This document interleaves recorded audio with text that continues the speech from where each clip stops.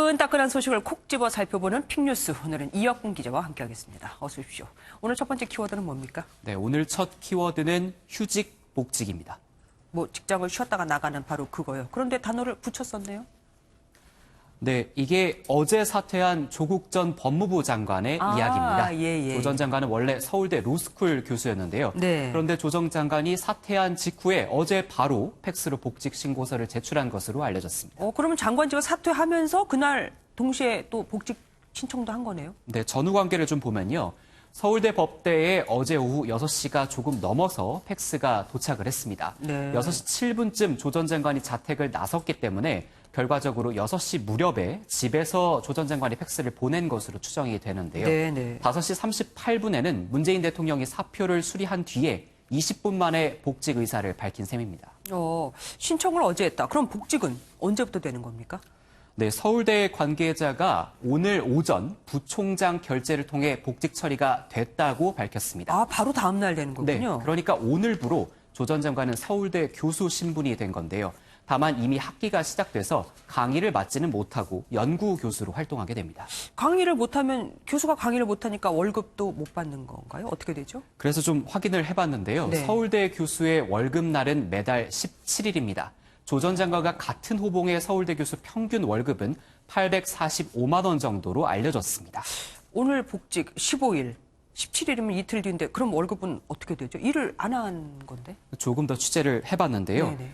공교롭게도 오늘 서울대가 개교 기념일이어서 학교 측에서는 정확한 답변이 어렵다라는 입장이었습니다. 네. 그래서 조 전 장관이 이틀 뒤 급여를 받게 되는지에 대해서 국회에 한번 문의를 해봤습니다. 한번 들어보시죠. 네. 오늘부터 이달 말까지 대략 보름치 급여가 17일 월급날에 들어오게 됩니다.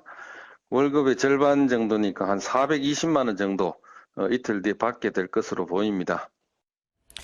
조국 사퇴를 요구했던 서울대생이 사실 꽤 많이 있었잖아요. 그들의 눈에 그렇게 곱게 보이진 않을 것 같습니다. 네, 그래서 서울대 동문 커뮤니티를 한번 살펴봤는데요. 네네. 조 전 장관의 복직에 대해서 찬반 투표가 올라왔습니다. 오늘 오후 4시 반 기준으로 1,300명 정도가 참여했는데요. 네. 찬성 1%, 반대 96%여서 반대의 와우. 비율이 월등히 높았습니다. 그렇군요. 학생들의 걱정은 또 앞으로 이런 사례가 계속될까 하는 것도 있을 것 같습니다. 이 휴직 기간이랑 횟수 제한 같은 거는 뭐 따로 없는 건죠? 조 전 장관은 2017년 5월부터 올해 7월 말까지 문재인 정부 민정수석 자리에 있으면서 서울대를 휴직했습니다. 네. 그리고 8월 1일 복직했다가 법무부 장관에 임명되면서 9월 10일 다시 휴직을 했습니다. 예. 이어서 장관직을 수행하다 사퇴하자마자 다시 복직을 하게 되면서 결과적으로 2번의 휴직과 2번의 복직을 겪게 된 건데요. 네. 서울대에는 공무원 임용으로 인한 휴직 기간이나 횟수에 별도 제한이 없기 때문에 규정상 문제는 없습니다. 다른 학교는 어떤가 살펴봤더니 앞서 조 전 장관이 서울대뿐 아니라 다른 국내외 대학도 규정이 비슷하다고 밝힌 바 있습니다. 네. 내년에 뭐 총선 나가는 얘기도 있고 한데 그러면 내년에 또 휴직을 할 수도 있다는 얘기가 되겠네요. 네, 원칙적으로 공무원이면 가능합니다. 예. 다음 키워드 넘어가 보죠. 뭔가요? 네, 다음 두 번째 키워드는 먼지 공휴일입니다.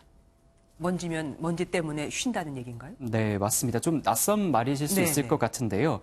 환경부가 고농도 초미세먼지가 발생했을 때 위기 경보를 발령할 수 있는 4단계 매뉴얼을 만들었습니다.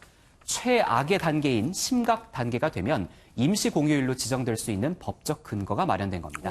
그 심각 경보는 어떻게 하면 발령이 되는 건데요? 네, 초미세먼지가 지속되는 날짜 기준으로 발령될 가능성이 큽니다. 네. 가로, 세로 높이가 각각 1m인 공간 안에 몇 마이크로그램의 초미세먼지가 들어있는지가 그 단위의 기준이 되는데요. 관심 경보는 이 공간 안에 오늘 50 마이크로그램이 넘고 내일도 넘을 것으로 예상이 되거나 아니면 내일 75 마이크로그램이 넘을 것으로 예상이 되면 발령이 됩니다. 관심 단계가 이틀 연속 지속이 되면 3일째 되는 날은 주의경보가, 주의경보가 또 이틀째 이어지면 5일째는 경계경보가, 경계경보가 이틀간 또 지속이 되면 7일째 심각경보가 울립니다. 뭐 복잡하긴 하지만 어쨌든 일주일 동안 심각한 뭐 상태가 되면은 이렇게 심각 경보가 나온다 이 얘기 같아요. 사실 그렇지만 감은 그렇게 딱 와닿지 않습니다. 올 봄에 굉장히 미세먼지가 심각했었잖아요. 그때를 예로 들면 그러면은 그때를 기준으로 하면은 우리가 얼마나 쉬었을까요? 그래서 환경부도 그때 당시의 기준을 좀 살펴본 것 같은데요. 네네. 올해 3월 역대 최악의 초미세먼지가 며칠간 이어졌던 거 기억하실 겁니다. 네네. 환경부는 올해 3월 만약에 이 위기경보 기준이 적용이 됐다면 심각경보, 가장 높은 4단계 경보는요, 이틀 정도 내려졌을 것이라고 설명을 했습니다. 그런데 사실 누구나 다 쉴 수 있느냐 이것도 문제입니다. 뭐 아이는 어린이집이 유치원 다 쉬는데 엄마는 뭐 회사를 가야 되면 문제가 그것도 심각해지니까요. 강제력은 어떻게 됩니까? 그래서 실효성도 한번 짚어봤는데요. 다른 공휴일하고 비슷합니다. 환경부의 설명을 한번 들어보시죠. 네. 만일 실제 임시 공휴일이 지정이 되면 관공서 외에도 민간 사업장도 내년부터 근로자 수 규모에 따라 단계적으로 휴업에 들어갑니다. 300인 이상 사업장은 내년, 30인 이상 300인 미만 사업장은 2021년, 5인 이상 30인 미만 사업장은 2022년부터 임시 공휴일에 쉴 수 있게 됩니다. 그런데 이 미세먼지 문제가 사실 우리나라만의 문제는 아니거든요. 뭐 외국 같은 경우도 이런 먼지 때문에 쉬는 일이 있습니까?